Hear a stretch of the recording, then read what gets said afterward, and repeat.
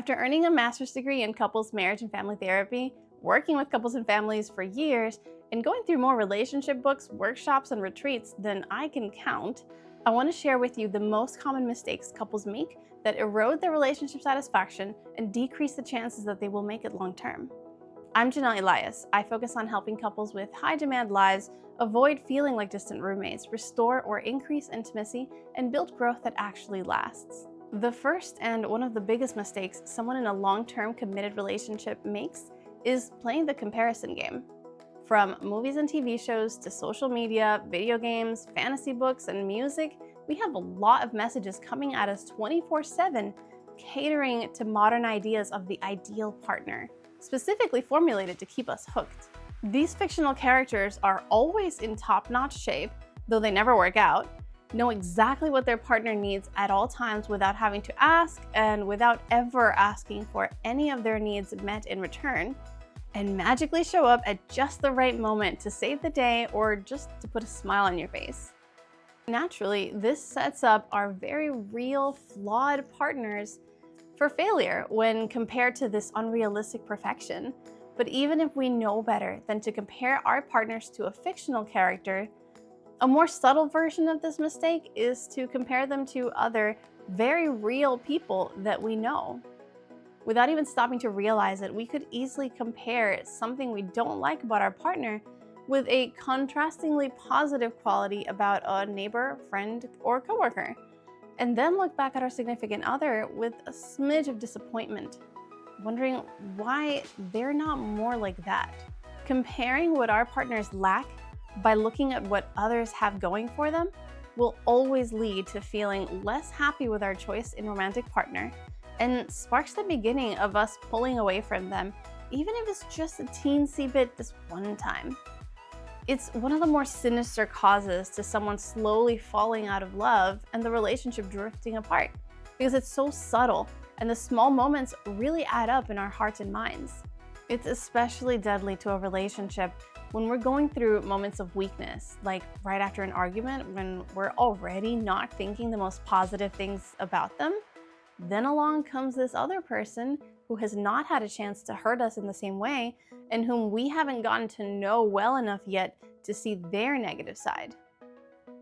Of course, it's easier to see someone from the outside and think, wow, this person is so much kinder, sweeter, more attractive, etc., without having a clear view of their negative traits, or to think back with a distorted, romanticized memory of an ex or the one who got away that never had any of these issues, though they had their fair share of their own flaws that we're selectively not remembering in that moment.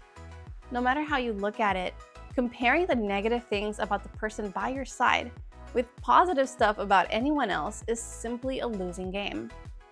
That's why it will probably not surprise you when I say that playing the comparison game in our minds, even if never spoken out loud, is actually one of the leading ways that infidelity begins. Whether we're talking physical, emotional, cyber, or those micro expressions of cheating when we're just barely pushing boundaries we didn't mean to cross, most of them don't start as some drunken night at a bar with a sexy stranger. They start with the buildup of too many moments where we looked at our significant others in comparison to others and simply came to the conclusion that our person falls short. Barring a few rare exceptions, the betrayal happened long before the affair came about. What we can do to prevent this issue is to actively catch ourselves when comparison thoughts come up, calling ourselves out when we do it, and redirecting the thought is one of the most tried and true ways to correct it until it's no longer a habit anymore. The other thing we can do is to flip the comparison to lean towards the relationship by noting all of the wonderful traits about our partners and how no one else can even hold a candle to our person in these kinds of ways. The second mistake couples make is setting unrealistic or unfair expectations. While unrealistic expectations can come from comparisons to fictional characters or to people in our lives, they can also come from other places. Comments from well-meaning family members, past experiences or trauma, and even our own insecurities or desires for perfection. Wherever it's coming from, it can drive a dangerous wedge in our happiness and our likelihood of making it long term. Some of the more common ones are expecting our partners to think, act, or handle things like we would, or someone else that we might be comparing them to. Believing that if it's real love or if they are our soulmates, everything will come easy and be effortless in the relationship. Expecting happily ever after to mean that you are constantly happy together, forever passionate about each other, and never experience moments of boredom or even conflict between the two of you. The expectation that your partner should always be in sync with you. You agree on all the same topics, share the same hobbies, passions, and interests, and more. Hoping they will change core features of who they are if they really loved us, or expecting them to act differently years later from how they were when we first married them or started dating them. There are plenty of others, but it all boils down to if we hold these unrealistic expectations against our significant others, then we set them up and ourselves for failure and disappointment. Do that long enough and you can see how that would lead to a breakup or a divorce down the line, right? But it happens so often that we don't really catch it a lot of the times.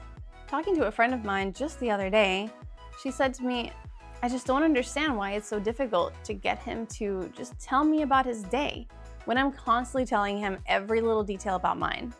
And my answer was, because he's not you. He's never going to talk to you the way that you talk to him. What he will do is wash the dishes every night, make sure you never have to take out the trash, massage your feet while you complain about your day, and tuck the kids into bed at night so you can unwind after work without having to worry about another thing to stress about. I had to call myself out just the other day because I was listening to some random song lyrics and thought to myself, man, I kind of wish my husband would say poetic things like this to me, which is completely unfair because I knew what I was marrying when I said I do. So now suddenly expecting him to be anyone other than who he is would be setting both of us up to fail. That's not to say preferences and needs can't change.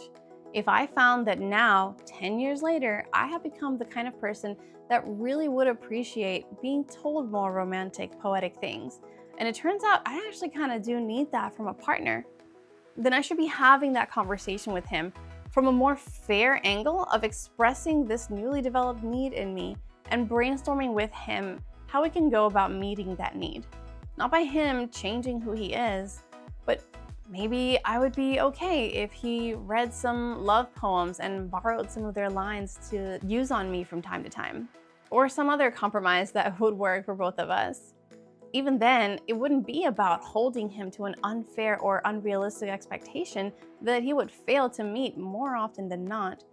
At that point, it would be about making a request to address changing needs or preferences and working with him to figure that out together as a team. One way to avoid making this mistake is to internally play devil's advocate when those unrealistic or unfair expectations pop up. Instead of agreeing with the thought that they should be doing this thing that we're thinking about in that moment, try poking the holes in our own logic and pointing out to ourselves when we're not being fair to our partners with that expectation and what might be a more reasonable alternative instead. This leads us to mistake number 3 that couples routinely make: treating our partners like mind readers. We've all heard that we shouldn't do this, but it still happens all the time. So I'll give more specific examples in case there are times when you might be doing it without even realizing it. Thinking to ourselves, they know this is a difficult time for me, or they should have remembered that I'm sensitive about that topic, or that this thing upsets me. This implies that our partners should always have us at the forefront of their minds, which completely ignores the fact that they will sometimes forget something or become more consumed with something else unrelated that might be going on in their lives as well. Thinking they should have noticed that we were feeling a certain type of way or that we were having a bad day so far. Classic mind reading expectation. Different people have different levels of social and emotional awareness. Some are just not good at picking up on subtle things, even if we think we're being obvious. Some might even have a condition that literally gets in the way of being able to easily tell what someone is feeling. Here's another one. They should have asked me how I was feeling, what I was thinking, or what I needed if they weren't sure. Sure, it would be nice if our loved ones checked in with us more often and asked more questions instead of making assumptions or not even stopping to think about us at all. But if we're feeling, thinking, or needing something important, waiting to be asked is placing ourselves in a passive role where we only get to be understood if someone else takes it upon themselves to ask. We have a responsibility to ourselves and to our relationships to speak up if we need something and to express our feelings and thoughts without waiting to be asked first. If anything, waiting around hoping that someone will ask us something that we really want to say and then getting upset if they don't is a level of passive-aggressive that will only serve to make both people miserable in the end. Other examples include if we're having an argument and they say something that offends us. If a special occasion is coming up and we know that we do or do not want something, hoping they'll just magically pick up on it.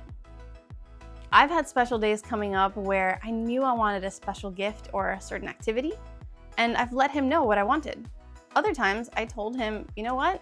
I kind of planned my own birthday, Mother's Day, whatever, these last few times, so this time I just want to be surprised. Plan something for me that will be low energy and relaxing, or whatever the parameters are that you might have in mind. Just don't involve me in the planning, my love. Thanks. And he took it from there, but all of the times, I communicated my expectations clearly. Avoiding this mistake is especially hard because we tend to fight our better nature when we get upset or offended. We want to succumb to get even behavior, or at least not make it too easy for them to be off the hook by just plainly telling them instead of making them work for the answers a little bit. But despite that inner battle, if we want the health of our relationship to benefit in the long run, we need to be actively choosing to give the benefit of the doubt, keep opening up, and avoid playing the guessing games. It may not be as magical to have to tell them how we're feeling or what we would like to do for that next date, but it's a worthy sacrifice in the name of relationship satisfaction year after year. This brings us to the last very common mistake couples make all the time: short-term thinking and avoidance. It's hard to build a future with someone who's more focused on not feeling uncomfortable in the present. Healthy, long-term committed relationships take work and often require doing uncomfortable things like having hard conversations, being vulnerable, facing the fear of rejection, and choosing to forgive over and over and over. When we have little tolerance for sitting in discomfort, even if we know it will be temporary, we rob ourselves and our relationships of the chance to grow. We have an inner drive to protect ourselves from pain and things that make us uncomfortable. At the time, withdrawing from an argument or doing whatever it takes to avoid conflict feels like the safer choice. But loving someone challenges us to push past that. It invites us to sit through the discomfort for the sake of growing closer in the end, and therefore building a life with the person we love. It does take practice, and it's an active choice that we are faced with each time. But the alternative means choosing our own comfort above the health of our relationship. And love cannot survive for very long in places where we are constantly putting ourselves first and foremost. That doesn't mean we never put ourselves first. We have a responsibility to ourselves to not neglect our own needs while still having a responsibility to our loved ones to care about their needs as well.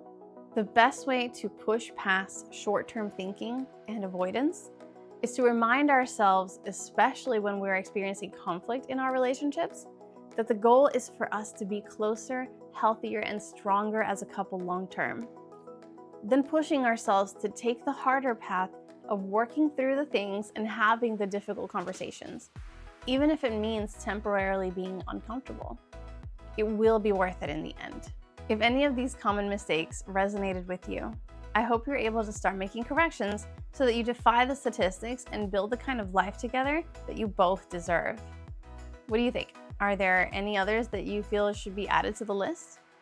As always, feel free to send any questions through the submission form I've got linked at the bottom of this episode's description. And subscribe if you haven't already so you get the notifications of when I go live to answer them. Talk again soon.